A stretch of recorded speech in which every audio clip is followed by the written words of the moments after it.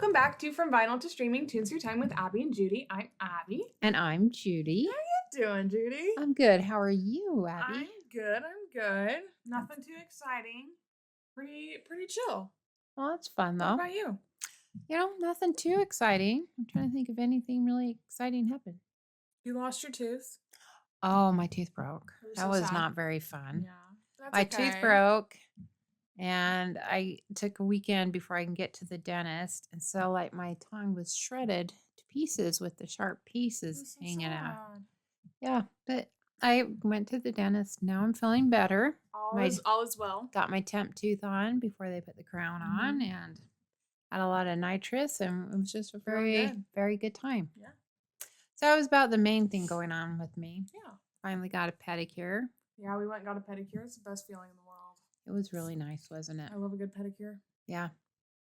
And I found out we don't know where AC/DC is playing, but they have an AC/DC laser show. Yes, they do. So In Salt Lake. So we're going to go one of these first days, Yeah, and we we'll are. give you A review. a review of laser AC/DC. Yep. I'm excited. I'm excited about that. They also, in tandem, have Taylor Swift laser show. They do? So maybe if the AC/DC one goes really well, we'll go to Taylor Swift too. We'll have to do that. Maybe we'll have to do both. Yeah. So we'll see. So we will update you guys when we finally figure out when we're going. Yeah. Because it's going to be crazy. Yeah. Maybe we'll have to go this weekend or something. That'll be Or fun. like Friday or Thursday night or something. Yeah. We'll have to go and we'll let you guys know how it goes. Because that Yeah. sounds like fun. AC/DC. Yeah. Laser form. Laser show AC/DC. I don't know. But I it don't could be know. interesting. It could be interesting. It would be fun. I think it'll be fun. Yeah. So we'll have to figure that out and go. Yeah. Okay. Music moment. Do you have a music moment this week? This week I have no music moments. No? I'm trying to think if there was anything. I don't think so. Okay. Well, I can talk about my music moment. What was your music moment? My music moment was Ben Rector came out with his album this week. That's right. And if you have been listening, you know we love Ben Rector. We do. We don't talk about him too much. No. Well, he also hasn't had anything in a while going on. Yeah. So. Yeah, we went to this concert a couple years ago, 3 years ago maybe. And it was so good. Mm-hmm. And we're going to see him again this December. November. Oh, November. Mm-hmm. Front row seats. Front row. We are going to be the front row. We're going to party so freaking hard. Yes. And when he takes the picture, we're going to be right there. Hopefully. Having such a good time. So We're everybody look for us when he posts about it. Yes. Because we are right very excited. We're very excited. We're really, really excited. But he came out with his new album and it's been good. I like it a lot. I haven't listened to it other than one song. Yeah. So that takes us into our song review of the day. Woohoo, woohoo, woohoo. So I had Judy listen to, which one was it that I had you listen to? It was, let me see. I can't remember. More Than I Could Ask For. Yes. Correct? That's correct. So let's hear your thoughts. Okay, so I listened to the song a few times, Yes. a few hundred times. Because I always listen to when I drive around. That's usually when I listen to it. And my review is it's good. It's Ben Rector. Yes. It's definitely a Ben Rector song. And it was very good. I'm assuming it's about his wife. Yeah. And I think that's really sweet. Yeah. I think it's kind of like him going back in time thinking about how they met and stuff when they were dating. Yeah. I kind of think. And then up to now. Like he's kind of. Yeah. It's either that or his kids. I can't remember. A lot of his songs, they sound kind of the same. All of his songs are about his family, which is great and very sweet.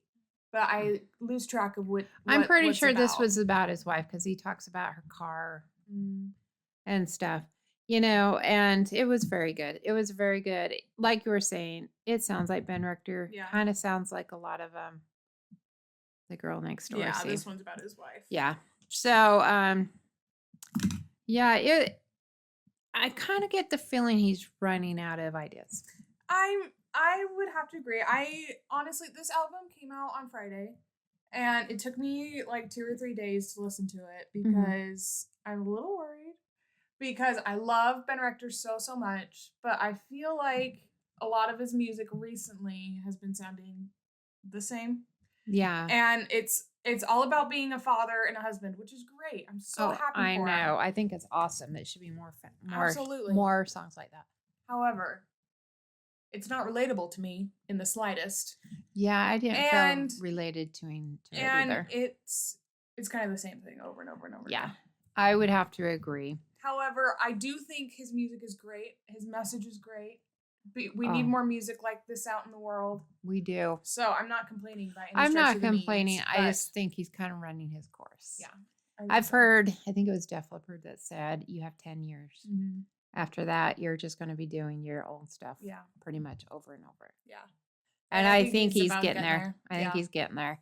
I would agree. So, but I still love him. I love him. And I do love his message. I didn't really relate to the song so much. Yeah.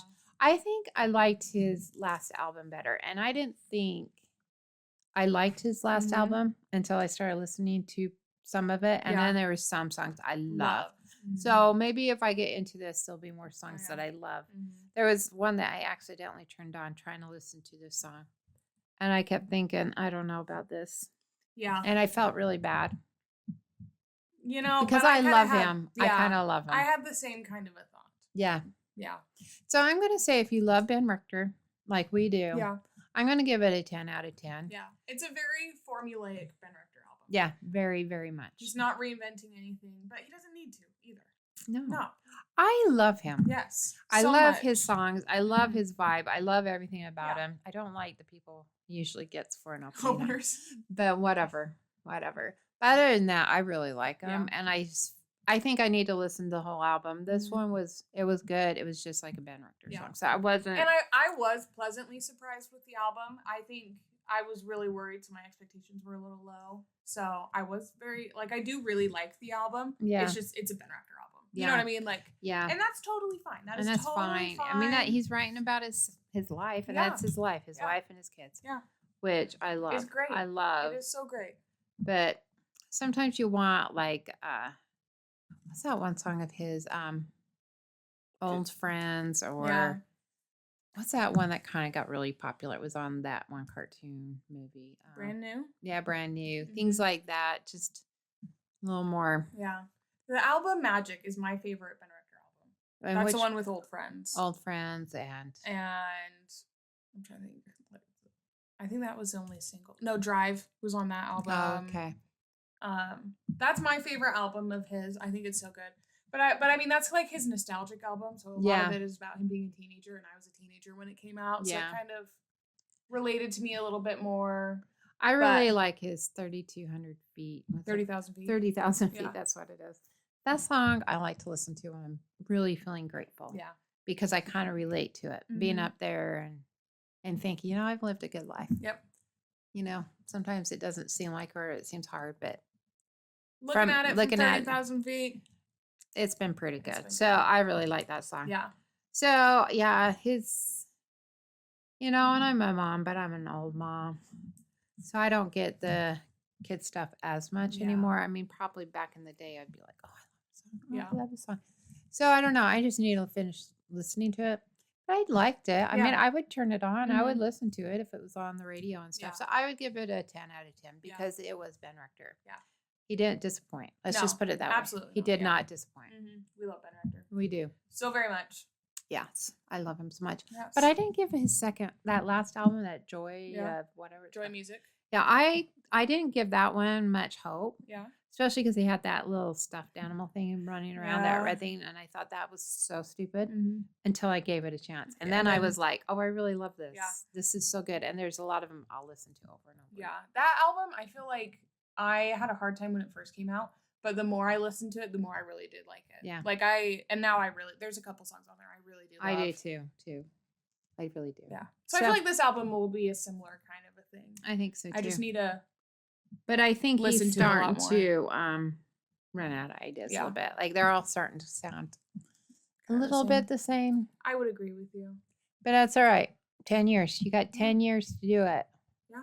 And he's done it. I think he could have been bigger than he's.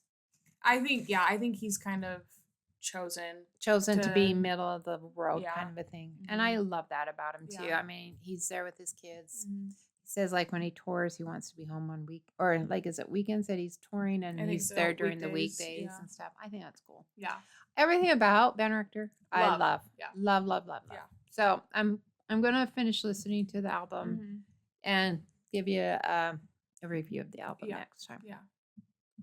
But this song did not disappoint. Yeah. Good Ben Rector song. Very much. Very much. Okay, so now we get to talk about the biggest news in music ever. Ever.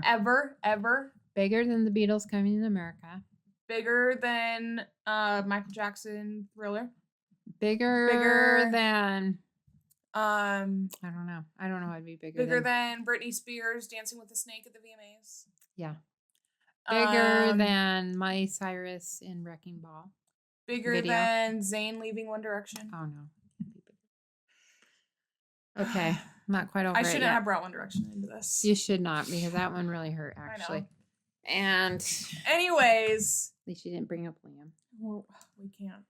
We can't without Even disappearing into sadness. That is, so we won't do it. We won't, because this is a happy day. This is a happy, happy day. Happy days. Taylor Swift bought her masters. Woo! Woohoo. You know, I didn't see it coming. Did you?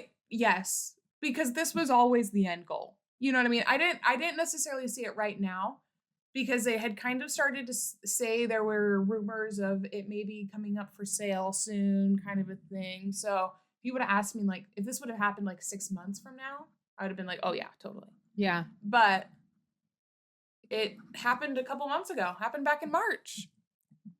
But she just announced. So she bought it in March and she just announced it? Well, I think her photo shoot was from back in March. Really? So something, yeah.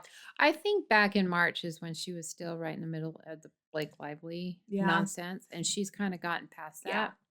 So maybe she thought, well, this is a good time to, because I think if she would have announced it back then, it might have still been a little overshadowed, yeah, for sure. And people were still trying to make up their minds about the whole thing. Yeah.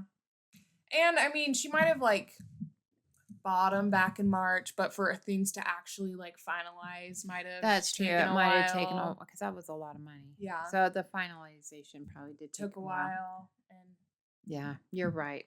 Yeah. So May 30th is now known as Taylor Swift Independence Day. And this is so exciting. So very exciting. So very exciting. Yes. Did you ever watch the show about her and Braun? The documentary thing that you watched? Yeah. No, I didn't. It was very interesting. Yeah. I thought. What was his name? Scooter Braun? Yeah, I heard that was also before a lot of the stuff about Scooter came out, though. Yeah, so. I think there was a lot of bad stuff came out after. Yeah. Yeah, I don't know too much about Scooter Braun, so I just kind of watched that, and I had opinions both ways, kind of. So. Which, I mean, to a certain extent, it is business, you know. It is business, happen. and her dad profited from it. Well, so this is my thing about that, is her dad profited from the sale of Big Machine Records, because he was a part owner of Big Machine Records, because Big Machine Records was only a thing because of Taylor Swift. True, yeah.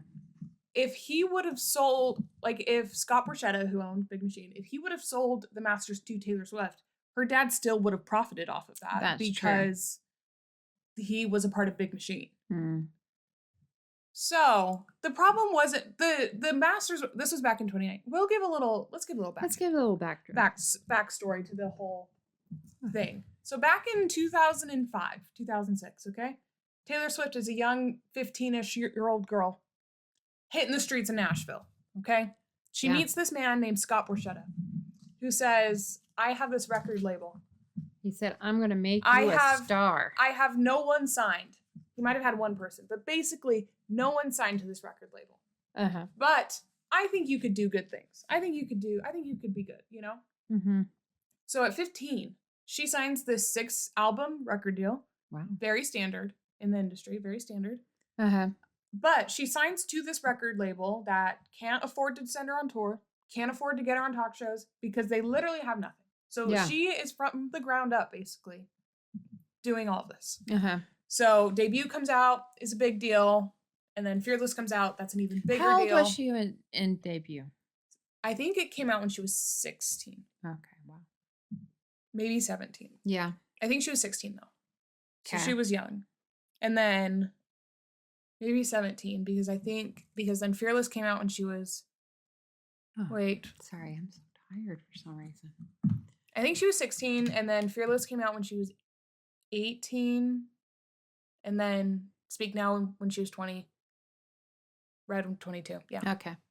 Anyways, so then they build this all up to, you know, what Taylor Swift was in 2018, 2019. Mm-hmm. She released Reputation in 2017, or in 2018. That is the end of her 6-album deal with Red Machine Records, or Big Machine Records. And so she's kind of in talks with Scott Borchetta. They kind of come to the decision that Scott Borchetta really doesn't want to do this anymore.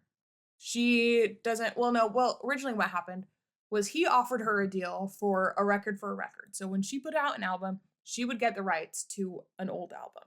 Oh, okay. So at 27 years old, she would be re-signing another 6-album deal. Mm-hmm. And I mean, it's a little different now, but 27 was kind of old for a pop star at this point. So she was basically signing away the rest of her career. You know? She would have been, yeah. So she turned that down. She said, no, I'm going to go sign. I think she's with Universal now. I'm going to go sign with Universal. And Scott Borchetta decided to liquidate Big Machine Records and sell it. Mm-hmm. So she made it very clear that she was interested in buying her masters because that was what she wanted from the record company. And then a couple days later, she finds out through the internet with everyone else that Scott Borchetta sold her masters to Scooter Braun. Okay, so that's how that happened. Yes. She has previously had beef with Scooter Braun. Scooter Braun has said some very mean, misogynistic things about Taylor Swift before. So to have this person, I think Scott Borchetta is the real villain in this story. Oh, yeah? To have this guy who's basically like a pseudo-father to her. Yeah. Sell to this man who was openly rude and disrespectful to her without letting her know, without giving her a chance to bid, all of these things. He must was have kind of a slimy thing lot. to do. Yeah. So he sold to Scooter Braun for $300 million. Within a year or so, Scooter Braun had sold them to Shamrock Capital Group. Yeah. But in his deal, he still made residuals on all of the streams of them. So since 2020, Shamrock has held the masters. They've owned the masters. Now, Taylor Swift bought from Shamrock Capital Group, and she paid $360 million when Shamrock paid $400 million for him. So a little deal.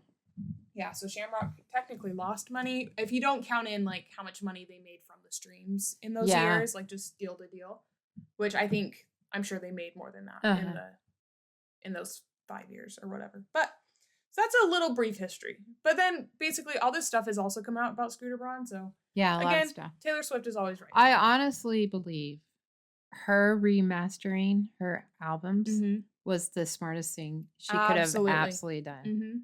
That was genius. Yeah. I will give her that much credit. I think she was genius in doing that. And do you know whose idea that was? Yours? No. Whose? Kelly Clarkson's. It was? Yep. She told. So when Taylor Swift found out that her masters had been sold behind her back, she wrote a whole letter, and posted it to Twitter. And then Kelly Clarkson replied and said, why don't you re-record it? You did it once, you can do it again. Yeah. And so she's like, you know what? I think I'm gonna. So that started the whole re-records, which is what the Taylor's Version project is. Yes. So we got Fearless, Speak Now, Red, and 1989 Taylor's versions. We've been waiting for Reputation and Debut for the longest time. And then we did not get them. And we never will, it sounds like. Well, we're never going to get Reputation, which I totally agree and I totally stand by. She's re-recorded the Debut in its entirety. And she likes how it sounds. And she said, that would be fun. If we're interested, she'll release it. I think everybody wants it. Yeah. So I think next year will be the 20-year anniversary of Debut. So people are thinking around then is when. But she did say also, if we're interested, we'll get the vault tracks from Reputation. Even though we're not going to get a re-record, we'll get the vault tracks from Reputation. Because as she has so eloquently said, they are fire. Well, maybe she should just make an album out of them. I know. Well, a lot of people, this is a whole other theory, but there was a 3-year span or time in between 1989 and Reputation. And up really? until this point, she had been on a consistent 2-year album turnaround basis. So every 2 years, she was putting out an album. But in between 1989 and Reputation is when the whole Kanye, Taylor, Kim thing happened. There was a lot of other problems with other friendships, like and boyfriends. There was a lot of drama at that time. So there were 3 years in between. But people thought there was a lost album in that. She started writing one album, and then all this stuff happened. She had to go away for a year. And so she scrapped an album and then did Reputation. Oh. People think that album is called Karma, and they think it is a rock album. And they think the color is orange. So, do you think she'll ever release it? I think that she scrapped some songs. A lot of the songs became the songs in Reputation. Yeah. And it's just not that deep. Yeah. But I don't know.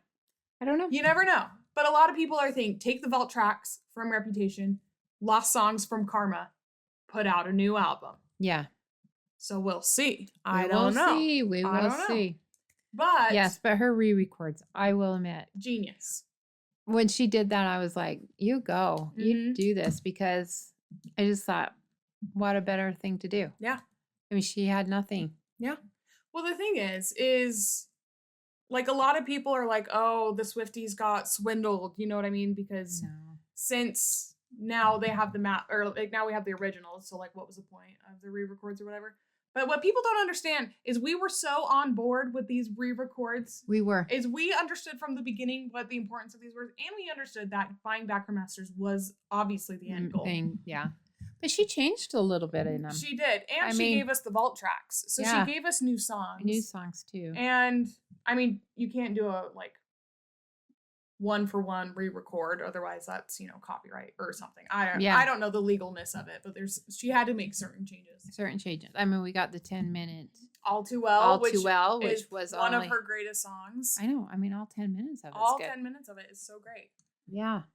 But it was also fun because she got to revisit these old albums. Yeah. Like with her fans. Yeah. In a way, because like a lot of like, especially on Red, the vault tracks were songs that we love that we never actually got from her, that we've been begging for like 15 years, that she finally released. Like Babe is a Taylor Swift song that she gave to like Little Big Town, I think it was. So they recorded it. And then Better Man, I can't remember, maybe Lady, I don't know. She gave that to another band. So then she recorded her version, like her singing it. Same with All Too Well 10-minute version. We have been begging for this version of this song. Since we heard about it 15 years ago or whatever. So it was fun. I know. But it was fun because we were able to kind of be a part of the process in that way, where we were able to ask for these kinds of things. And yeah, I thought it was fun with the Easter eggs of when they were going to come out, when they were going to be announced, when all this fun stuff. There was all that fun stuff too. It was just fun. It was just fun because it was kind of reliving an album. Yeah. In a new way. Yeah. And so it was cool. And it's fun because like a lot of artists have started doing this now, but Taylor Swift from the beginning has had very distinct eras. You know what I mean? Like every album had a different vibe, a different color, a different aesthetic. Like it was very, very era-y. So to be able to go back to each of those and like kind of laugh about what it was and enjoy the music again and like just like be that time again was really fun. That was fun. Yeah. And the Eras tour was way fun. We went. I went twice. It was so much fun. It was a lot of fun. It was a good idea. Yeah. Like a really good idea. Yeah. She's a marketing genius. But yeah, that was a fun idea, especially where she had released all these new albums. And releasing them through old, there. of her old music, but was releasing them. Everybody wanted to hear it. Yeah. And she gave us a 3-hour show. 3.5 hour show. Nonstop. Which is still a feat of humanity. Like it is crazy. I think that was really cool. There's things, I mean, I'm not the hugest fan of Taylor Swift. Yeah. Not that it's just the music. It's just, it's just more the music. It's just not your vibe. It's just not my vibe. And that's okay. But I think she's a genius. Yeah. I really do. And like she, Like, that was really cool. I think having an Eras tour. I've never Mhm. heard of anyone doing an Eras Yeah. tour before. And now everyone's doing an Eras Now tour. everyone's doing it, but no Mhm. one has that kind of a catalog, I don't No. think. No. Or like a distinction between Between what the her Eras. music is. Yeah. Yeah. And it's fun. I mean, it goes way back to when she was a teenager. Yeah. It's really, Mhm. really cool. And I remember when she was really little, she not really little, but she was pretty young. She sang with Def Leppard on Mhm. some country show. Yeah. That was really cool. It And was she so was fun. way young. Yeah. I mean, she was probably 17, 18, something there. Something like that. I think it was past debut. Yeah. It was the next album. Fearless. Fearless, yeah. So that was cool. I mean, but it was fun. It was fun to go back and watch her sing. Yeah. All these songs. Yeah. Nonstop. Well, and it was fun because we got like a bunch of stories behind all of these songs. Yeah. And like we got so much, like I feel like she really understood how much all of these albums meant to us as fans, and she really took care of that. Yeah. In a way that she didn't ruin it. No. She really enhanced upon them. Yeah, she did. Because she could have ruined it by changing the tone of it or changing it up a little bit, but she really didn't. No, and like the one major change she made was in Better Than Revenge from Speak Now. And I mean, everyone has a lot of thoughts on this song. Most people think, you know, it had its time and place. Yeah. But also, this gave her an opportunity to kind of change her narrative in a way too. Yeah. Like she grew up. She grew up and she wasn't happy with what she said. And she was able to fix that and correct it and do something that she was happy and proud of. See, that's fun. Which is cool. Yeah. But also, the other really cool thing about the Eras Tour and the re-records is back in 2019, when she originally wanted to buy the masters, she wouldn't have been able to do it herself. She was not financially set enough to be able to do it herself. But because of the re-records and the Eras Tour, she was able to buy it 100% completely herself. So she is the sole owner of all of her media she's ever put out, which is so cool. But I just think, like, I know a lot of these people are like, they just don't get it, and that's okay. But like, oh, I get it. Yeah. I think it's cool. And she was saying, I saw her on something where she was saying, you know, I started other artists being able to buy their own because I remember back in the 80s, Michael Jackson bought all the Beatles rights, and it's like, that doesn't even make sense. Like, why didn't Paul McCartney or John Lennon have it, or the people who actually wrote it? Why didn't? I thought that was really bizarre, and they were mad at Michael Jackson too for doing that. But it doesn't make sense that they don't have the rights. No. I mean, I can see a record company having some rights to it. But but not all of it. No.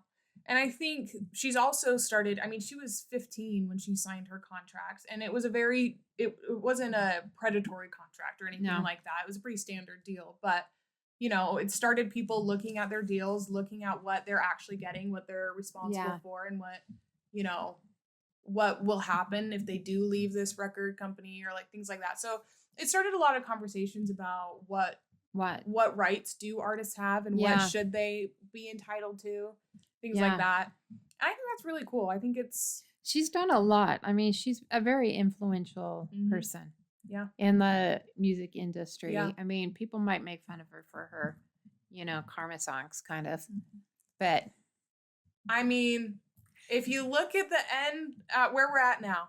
Karma. There's some big karma on like Kanye West. Yeah. But you look at all the people she's gone up against. Kanye West. Scooter Braun. See, Kanye made me mad. I remember back in the day, she was still a pretty young artist. And he got up there. She won an award. I mean, I just remember thinking, if that was me, kind of a thing. Like, how sad. She just finally had something exciting happening. Her music was on a rise. She wins this award, and he comes and takes it and like said somebody else deserves it. I can't remember who it was. It was Beyonce. Yeah, Beyonce. And the extra sad thing is in the interviews on the carpet, people were asking her like, "Who are you excited to see?" And she goes, "Oh, I think like Kanye's presenting." Like, she mentioned how excited she was. And he got up there and said, "Oh, your video's good, but Beyonce had one of the best videos of all time." Like, I'm gonna let you finish. I know it was. I mean, what do you do? I know. know. I mean, like, that and- is so. I mean, I could feel me being up there and just kind of going into myself and just getting really Mhm. insecure and feeling just awful. Yeah. Like this was just ruined. Mhm. And like And Kanye it was the music industry at that point. Like he he was. was massive. He was huge. huge. So to have someone come up there, take the microphone out of your hand and say you didn't deserve this. Yeah. Is It's heartbreaking. insane. It is so sad. I was so mad. And I remember even debating somebody and they're like, well, Kanye is so good and he can do whatever. And I'm like, no. not to a young girl like that. But not to anyone. And You I mean, can't not do to no that. one, but I mean, she was still She was very young. 19. Yeah, very young, new into it. And Maybe even, yeah, she was 19. so I remember I was so 2009 mad. VMAs. Yeah, I felt so bad for her. And there, her boyfriend, Taylor Lautner, just sat there. I know. I don't know if they were dating yet. No, they were. They were? Yeah, because he makes fun of it. And SNL in his monologue? Yeah. That is the funniest thing in the whole entire world. But they didn't date very long. No. But they were actually cute. That was the one person she did not write she never wrote a bad song about. And she could have because he just stood there. Yeah. Didn't go against. No. Kanye. He did not break out his karate. He did not. But I mean, for that alone, I would have never forgiven Kanye. So, let alone everything that happened in 2016. But yeah, you look at her people she's gone up against, and she's won. Look at her. I know. Look at her. Look at them. She keeps going. Mm-hmm. So I mean, Braun Scooter, he's Braun, nothing now. He's nothing now. Everyone dropped him. He got so divorced. Bad. Yeah. He cheated on his wife. In that documentary, he talked about what a good family man he was. And then, like 6 months later. Yeah. Yeah. You know, I just think she just keeps going. Yeah. And maybe that's how you do it. You know, that's how you should do it. Yeah. You should work hard and prove yourself. Mm-hmm. And she doesn't have to answer to anyone anymore. No. And I do respect her for that. Yeah. Because she didn't just sit there and say, I'm going to get karma and just let it happen. Mm-hmm. She made it happen. Yeah. Like, it is really, I admire her work ethic for sure. I do too. Definitely. Well, for sure. You cannot get to where she is without being insanely smart. Yeah. And having an insane, I mean, the Eras tour alone, like just preparing for that I know. physically. I don't know how she did it. Is an Olympic feat in and of itself, let alone all of the behind the scenes stuff that goes into it. Like, and she was so like hands on like all the that sets stuff. and everything. Yeah. That like, I just people. I don't know how she did it. I don't know, because I watched that. I mean, we were there and I was blown away. I mean, she never stopped. She never stopped. And like, it was like going and going and going. And you never got tired of it because the sets would change. It was so fun. The era would change. Everything was just always going and having fun. And she did. She put all that together. And I don't know how she did it. I don't either. Because even in that, there were little Easter eggs in it. Oh, I know. And little things. Like, there was so much intention behind everything. It was so fun. How many concerts did she have a week? She would do 3 a week. 3 weeks? Yeah, Friday. And mostly. Sometimes she did 4, sometimes she did 2. Wow. I'd say she averaged 3 a week. You know, I would for say 2 years, really. 2 a week would be a lot. So if she did 3 or 4, that would have been like so much. Because again, these are 3.5-hour shows. Yeah. Like these aren't just her standing up there with the guitar. Like, she's dancing around. She's dancing around. She's moving. She's got her dancers there. She's got her band there. I thought it was amazing. I think she's very smart. Like very, very smart. I'm even watching her with this Blake Lively stuff. And she came out of it looking good. Yeah. And out of it. Yeah. And completely out. Like Justin Baldoni's team dropped everything. Dropped the subpoena. Like she's away. Out. She's walking away. And I don't know if that's all her or if her dad's really smart. Her parents are really smart. Or if Jason, what's his name? Justin Baldoni. No, the Kelsey guy. Oh, Travis. Travis Kelsey's helped her with that. I don't know who all helped her with that, or if she got really good lawyers. She probably does. Oh, I'm sure she does. I mean, they had a team, but let me tell you, that could have been really bad for her. Yeah. And she came out looking good. The funny thing is no matter what they would have like said or found or anything, she still wouldn't have been the bad person in that. Oh, I know. Because What the heck was Blake Lively doing? I don't know. I don't heck? know. Like, to call her up like that is just the worst thing ever. Yeah. And to threaten her she like that could have is looked crazy. bad if it came out that she was really right behind it. And she was. Yeah. And she was. But then she also just looks like someone defending her friend. Yeah. Like. Well, her friend is not a friend. Yeah. And as we found out. That is what we have found out. And I don't know. I just find her to be very smart. Nothing had to be said. Like she just took the evidence and moved on. And now she's out there looking all cute and fun and having a good time. And she bought her albums back. And she was so excited. Which is so exciting. Like as a person who's been a fan of Taylor Swift, like from the beginning, like from the beginning, it has been because I was very good about not listening to what were once known as the stolen versions that are now just the originals. I was really good. What does that mean? Like her original recordings, they were known, like not Taylor's version. They were the stolen versions. They were the stolen versions. Yes. Okay, I get it. So I was really good about not listening to them. And so going back and listening to them now is so fun. Yeah. Because like there are some Taylor's versions that are absolutely better than the originals. But there's a lot of the originals that because either she was so young or it was like so raw for her that the emotion's just there more than it is, 20 years later. Like it just, there's something so special about those original recordings. Oh, I bet. Going back and listening to them is just, it's made my week so much fun. I'm loving it. That is fun because they are different. I mean, they would have, especially like their like earlier ones where she was so young. And now, I mean, she records them and she sounds like now, and she's probably changed a little bit, but to go back, that is so cool. It's so fun. And like that is cool. Red was my favorite album for a long, long time until Evermore came out. It was like, I had the CD in the CD player in my room. I don't know if you remember, but I would listen to it on repeat all the time. And so you don't remember me listening to We Are Never Getting Back Together ever? Oh yeah. Over and over and over and over and over in my room. Yes. I had the CD and I would like falling asleep. I remember vividly like falling asleep to this album because it was just on repeat all the time. And I feel like since the re-records, I kind of was like, why did I love Red so much? Like, it's a great album, but like, I just don't get it. But listening to the originals, I'm like, oh my gosh, I love this album. Like, I love this album. So it's just been so much fun listening to them again. What was that first concert you and Emily went to? We went to Speak Now. And how long ago was that? That was in 2011, I think. Okay. Is that the one you almost touched her, or she did? Yeah, Emily touched her. I was too short. Oh, that's right.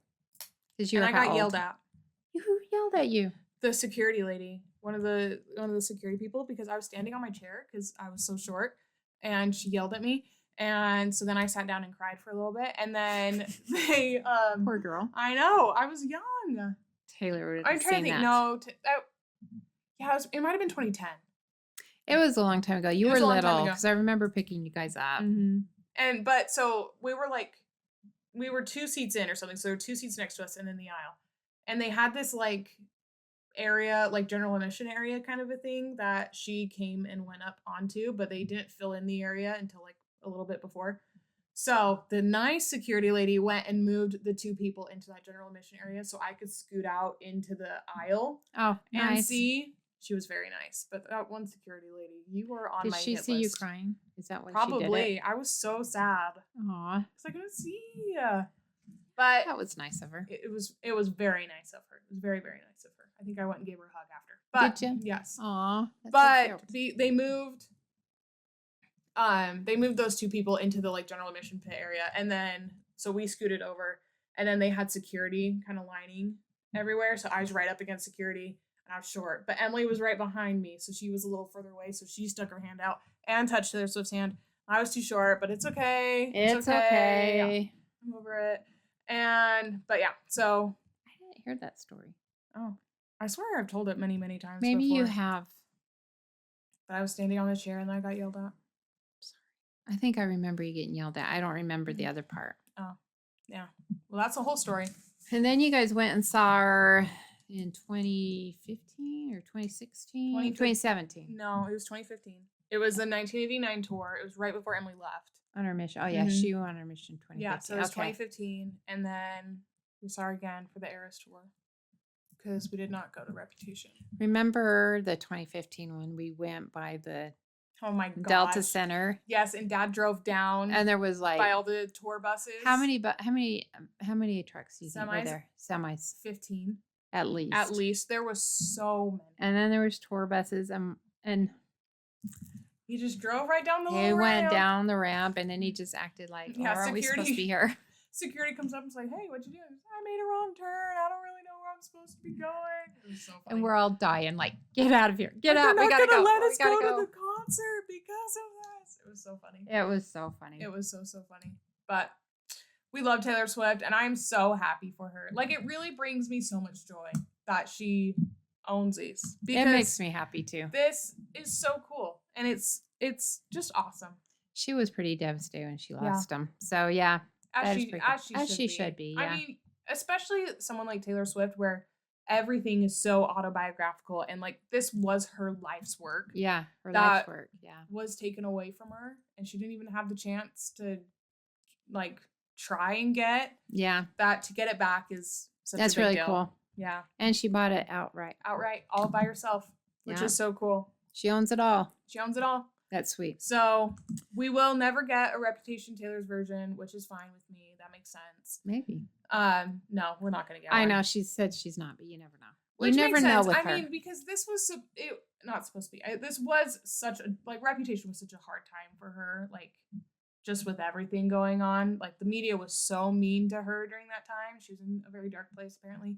That like going back and revisiting that would hurt. Would be hard, let alone the Joe Alwyn thing, all of it. But yeah, because she said she's only recorded a fourth of it.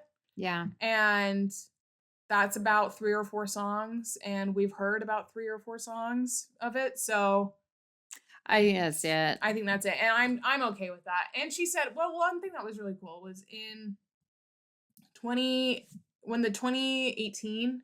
I think it was 2018 Grammy nominations came out. Mm-hmm. She wasn't nominated for anything. Reputation didn't get nominated. Oh, really? And so she said, like, because there's a like home video of her on the phone with her publicist, like hearing that she didn't get nominated for anything. And she says, oh, like, I just need to make a better album, kind of a thing. And then she said in her letter, like, this was the only one of the original 6 that I couldn't improve upon. Like, it was a perfect album. So, like, to kind of see her, like, that switch is sweet. Like, yeah, because it is such a great album. It really is such a great album. Yeah. Well, so I'm very, but we do want the re-records, and she knows we want the re-records, and I think she has a plan for them. So we'll see. Because we kept getting all these Easter eggs. I know. You know, which the Grammys or whatever it was not too long ago, and she wasn't even there. Game. So rude. So it's okay. It's all right. We won't get it, but that's all right. But now we can all stop clowning for Reputation, which is such a relief. Such a relief. And I feel like we lost the plot with Easter eggs a little bit. Like, people were insane looking into every little thing.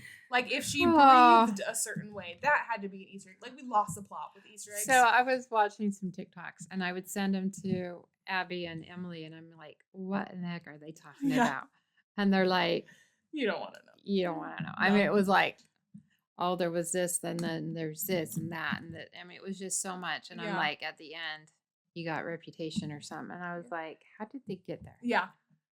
Like this was so insane. I thought it was so ridiculous. Yeah. But so hopefully now we can return to some sanity, get back to Easter eggs. It was funny because she wore like a snake necklace one day, and everyone's like, oh, that's a Reputation like Easter egg kind of a thing. And we're like, no, she just liked the necklace. Like, we've lost the plot. That's okay, because we can come back now and everything enjoy it. Can be normal again. Yeah. But we're very happy for you, Taylor. We love you so much. We love you so much. Like, genuinely, the first song I listened to was Holy Ground from Red, because that was one that I really felt like you just can't capture the magic of that again in the re-record. Like, it was a perfect song. It was a perfect song. And it like brought me to tears because I'm so happy for her. I'm happy for her too. It was sweet, but that's what you get when you work hard. Mm-hmm. And she worked hard. So hard. So hard. Yep. So good for her. Yeah. I'm impressed. Well, that's all we have to say. Let us know if you are a big Swiftie. Let us know what was your first song that you listened to. after the news came out, because I would love to know, because a lot of people had a lot of thoughts on the What was the first one you listened to? Holy Ground. Okay. Yeah, I'll have to play it for you. Okay. Guess It's which so one good. I listened to? Which one? I didn't. Oh, shocker! Sorry. Shocker. I'm sorry. She's just been so focused on that Ben Rector song. She I hasn't had have time. been. But that's okay, because her first song will be Holy Ground, because I'm gonna make her listen to it. All right. But that's all we have this week. Go follow us on your preferred streaming platform and social media, and subscribe on YouTube. It's From Vinyl to Streaming everywhere. And we'll see you next week. Give us a thumbs up. Thumbs up, ring the bell, tell your friends. Tell everybody how cool we are. Literally. And tell Taylor Swift. And alrighty. All right. Bye. Bye.